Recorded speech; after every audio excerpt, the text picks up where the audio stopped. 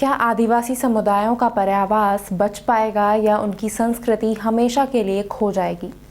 हाल ही में उड़ीसा ने इस दिशा में एक ज़रूरी कदम उठाया है, लेकिन क्या इस पहल में बहुत देर हो चुकी है या फिर यह कदम आदिम जनजाति को बचाने में अहम साबित होगा?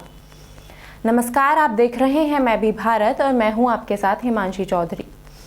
ओडिशा हाल ही में देश के उन 3 राज्यों में से एक बन गया है जिन्होंने वन अधिकार अधिनियम 2006 के तहत आदिम जनजातियों को हैबिटेट राइट्स यानी पर्यावास अधिकार प्रदान किए हैं। इससे पहले मध्य प्रदेश और छत्तीसगढ़ ने भी अपने पीवीटीजीज को ऐसे अधिकार दिए थे। ओडिशा ने अपने 13 पीवीटीजीज यानी विशेष रूप से कमजोर जनजातीय समूहों में से 7 और अन्य पारंपरिक समुदायों के लिए पर्यावास अधिकारों को मान्यता दी है। आदिवासी समुदायों के ऐसे समूह जो विलुप्त होने के खतरे में जी रहे हैं, उनके अधिकारों को किश्तों में देना कितना अपने उद्देश्य को हासिल कर पाएगा? साल 2006 में बने वन अधिकार कानून में जो प्रावधान किया गया वह अभी तक लागू क्यों नहीं हो पाया? यह साजिश है, लापरवाही है, क्या है? यह भी समझने की कोशिश होगी, लेकिन पहले समझते हैं कि यह पर्यावास अधिकार होता क्या है और इसका आदिम जनजातियों के लिए क्या मतलब है। वन अधिकार अधिनियम 2006 में कई ऐसे अधिकार निहित हैं जो ये सुनिश्चित करते हैं कि आदिवासी और वनों में रहने वाले अन्य समुदाय को अपने पुरखों की भूमि और संसाधनों पर अधिकार मिल सके। इन्हीं में आवास और पर्यावास का अधिकार भी शामिल है। FRA यानी वन अधिकार अधिनियम की धारा 2H के अनुसार पर्यावास का अर्थ उन क्षेत्रों से है जहां ये जनजातियां परंपरागत रूप से निवास करती हैं। इसमें उनके प्रथागत आवास, आरक्षित, संरक्षित और अन्य प्रकार के जंगल शामिल हैं। इसे 2012 के नियमों में संशोधित करके अधिक स्पष्ट किया गया था। पर्यावास शब्द की विस्तृत परिभाषा के अनुसार यह ऐसे भौगोलिक क्षेत्र हैं जहां ये समुदाय अपने परंपरागत तरीके से रहते आए हैं, यानी यह एक ऐसा अधिकार है जो पीवीटीजीज और अन्य वनवासियों के पारंपरिक आवास क्षेत्रों, आजीविका प्रणालियों के साथ साथ उनके समाज और संस्कृति को मान्यता देते हैं। अभी तक भारत के 3 राज्यों ने अपने पीवीटीजीज को पर्यावास अधिकार प्रदान किए हैं। इसमें मध्य प्रदेश, छत्तीसगढ़ और ओडिशा का नाम शामिल है। मध्य प्रदेश ने 2015 में 7 बैगा गांवों को पर्यावास अधिकार प्रदान किया था। इसके बाद अगस्त 2023 में छत्तीसगढ़ सरकार ने कमार पीवीटीजी को पर्यावास अधिकार प्रदान किए। कमार जनजाति के बाद छत्तीसगढ़ के बैगा पीवीटीजी को पर्यावास अधिकार दिए गए और अब ओडिशा ने हाल ही में अपने 13 पीवीटीजीज में से 7 को पर्यावास अधिकार प्रदान किए हैं, जिससे यह देश में ऐसा करने वाला तीसरा राज्य बन गया है। अब आते हैं उस सवाल पर कि आखिर लगभग 2 दशक पहले बने एक कानून यानी वन अधिकार कानून 2006 में जो अधिकार दिए गए वे आदिम जनजातियों को मिले क्यों नहीं? क्या यह कोई साजिश है या फिर प्रशासनिक लापरवाही या फिर राजनीतिक इच्छा शक्ति की कमी? आदिम जनजातियों को यह अधिकार इसलिए नहीं मिल पाया क्योंकि राज्यों के अधिकारी आवास या पर्यावास के अधिकार की परिभाषा को समझ नहीं पाए। मसलन मध्य प्रदेश में हैबिटेट राइट्स को हिंदी में अनुवाद करते हुए आवास का अधिकार कर दिया गया।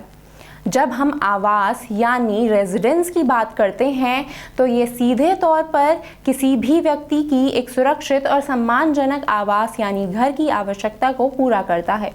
लेकिन अगर हम हैबिटेट राइट्स की बात करते हैं तो उसका मतलब पर्यावास या परिवेश का अधिकार होता है। इसका मतलब केवल रहने के स्थान से नहीं है, बल्कि यह जनजातीय और वनवासियों के जीवन के पूरे पारंपरिक पारिस्थितिकी तंत्र को शामिल करता है।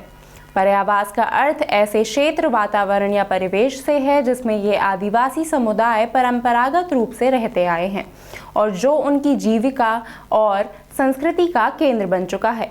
यह व्यक्तिगत से कहीं अधिक सामूहिक अधिकार है जो हमारे प्राकृतिक संसाधनों की सुरक्षा से जुड़ा है। इसमें वो भूमि और जंगल आते हैं जो इन जनजातियों की आजीविका के साथ साथ धार्मिक, सांस्कृतिक और सामाजिक आवश्यकताओं को पूरा करते हैं।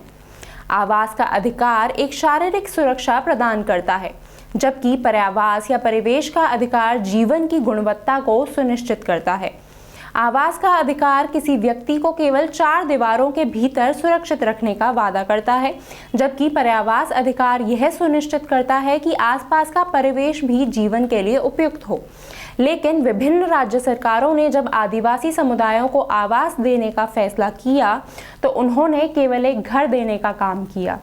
लेकिन सरकार को ध्यान रखना चाहिए कि इन समुदायों के लिए उनके परिवेश, संस्कृति और परंपरा की सुरक्षा भी उतनी ही महत्वपूर्ण है। लेकिन यह बात किसी भी सरकार को समझ नहीं आई। इसे आप साजिश कहें या लापरवाही, लेकिन इसकी भारी कीमत आदिम जनजातियों को चुकानी पड़ी है। कैसे, इसे आगे समझने की कोशिश करते हैं।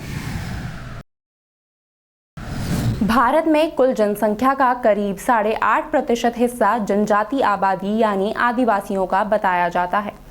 भारत में आदिवासी जनसंख्या का कोई सटीक आंकड़ा तो उपलब्ध नहीं है, लेकिन यह माना जाता है कि भारत में आदिवासी जनसंख्या कम से कम 10 करोड़ या उससे ज़्यादा ही होगी। औपचारिक तौर पर सरकार ने 705 आदिवासी समुदायों को अनुसूचित जनजाति की सूची में रखा है। साल 1973 में ढेबर आयोग ने कम विकसित जनजातियों की पहचान आदिम जनजातीय समूहों यानी पीटीजी की एक अलग श्रेणी के रूप में की थी। 2006 में भारत सरकार ने पीटीजी का नाम बदलकर पीबीटीजी कर दिया था। 1975 में भारत सरकार ने ऐसे 52 समूहों की घोषणा करते हुए सबसे कमजोर आदिवासी समूहों की पहचान शुरू की थी। 1993 में 23 अन्य समूहों को इस सूची में शामिल किया गया। वर्तमान में 705 अनुसूचित जनजातियों में से कुल 75 पीबीटीजी जनजातियां हैं। पीबीटीजी समूह की पहचान इन समूहों में कम जनसंख्या, लिखित भाषा की कमी, आदिम तकनीक, परिवर्तन की धीमी दर और समाज की मुख्य आबादी से दूरी के आधार पर की जाती है।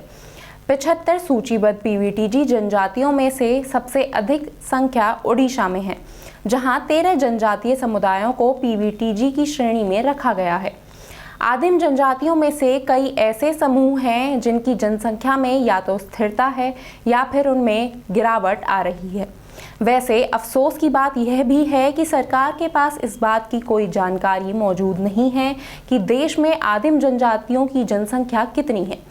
इसके अलावा इन समूहों की जनसंख्या में गिरावट या सुधार पर भी संसद तक में सरकार अलग अलग समय पर अलग अलग दावे करती रही है। लेकिन इन समूहों की जनसंख्या में गिरावट का एक मुख्य कारण उनके परिवेश से दूर होना माना जाता है। जब ये समूह अपने परिवेश यानी जंगल से कट जाते हैं तो उनकी जीविका के साधन, परंपरा और जीवन शैली सब कुछ नष्ट हो जाता है। मैं भी भारत की अलग अलग रिपोर्ट्स ये बताती हैं कि जब आदिम जनजाति के लोग अपने परिवेश से कट जाते हैं तो कैसे वे अवसाद यानी डिप्रेशन का शिकार हो जाते हैं और जीवन के प्रति उनका उत्साह खत्म हो जाता है।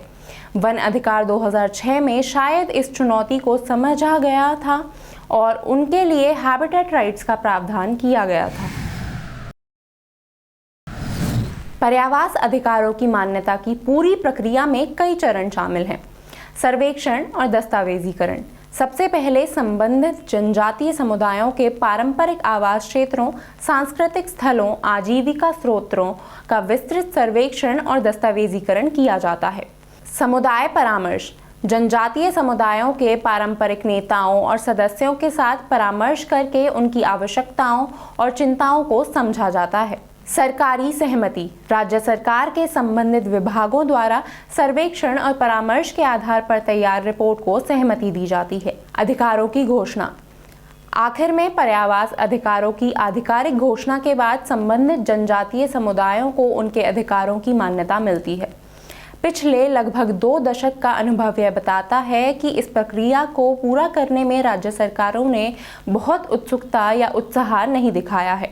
इसलिए कई राज्यों में यह प्रक्रिया अभी भी प्रारंभिक चरण में है। साल 2006 में दिए गए पर्यावास अधिकार की मान्यता में देरी केवल एक प्रशासनिक चूक नहीं है, बल्कि यह पीबीटीजी समूहों के अस्तित्व के लिए गंभीर खतरा है। इन समुदायों के लिए उनका आज़ादी से पर्यावरण में घूमना और पारंपरिक जीवन जीने का अधिकार सबसे ज़्यादा महत्वपूर्ण है। लेकिन पर्यावास अधिकार न मिलने या देरी से मिलने के कारण कई समूह अपने आवास और संस्कृति में आ रहे बदलावों के कारण विलुप्त होने की कगार पर हैं। यह समय है कि सरकारें इन अधिकारों को प्राथमिकता दें ताकि इन समूहों को बचाया जा सके और उनकी पहचान बनी रहे।